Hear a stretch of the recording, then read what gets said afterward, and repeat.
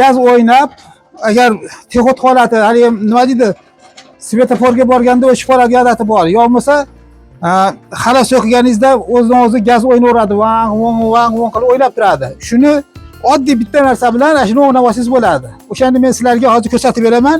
Mana hozir mayda mana texot datchigi bor. Texot datchigini olamiz, mana qarab turinglar.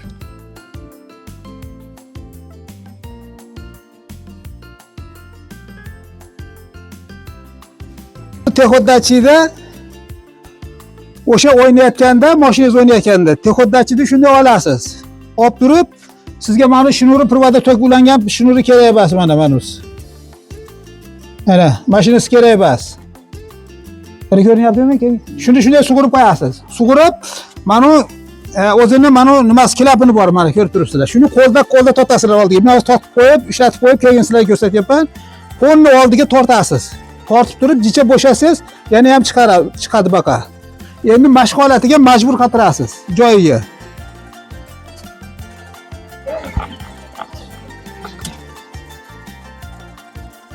Mana majbur qatirib borasiz buni.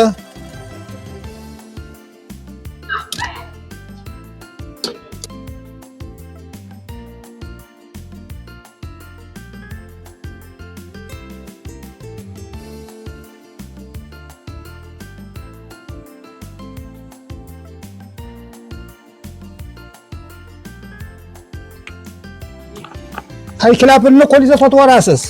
Mana hojati yo'q mana bu provoda kerak emas. Mana hozir yurg'izamiz. Texot normal ishlaydi. O'shuncha sizlar ovora bo'lib, buni yangi qo'yaman deb yangi qo'ysangiz ham o'sha xunar. Gaz o'ynaveradi texot. Undan shunday oling, hozir men aytgandek texot datchigida olib turib, klapini shunday sug'urib, qattiq sug'urib turib, yana joyiga qo'yib qatirasiz.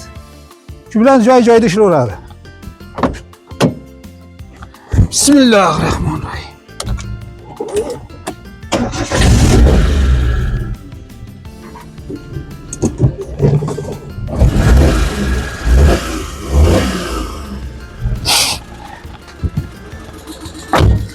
Mana qarab ko'ringlar, mana soat singari ishlayapti.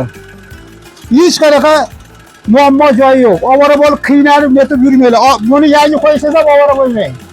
Yangi qo'yganingiz bilan o'ynaveradi. Uni o'sha eskisini shunday oling, torting, bo'ldi ishlayveradi. Mana ishlash. Ammo bu gaz pasayib ketadi, mayda ligirovkani polni qatirib qo'yadi. Bu ligirovkadan. Mana polni qatirib qo'yish bo'ldi. Mana shu gazda joy benzinda ishlayapti hozir. Bo'pti, obunachilarim, sog' bo'linglar, salomat bo'linglar. Rahmat sizlarga.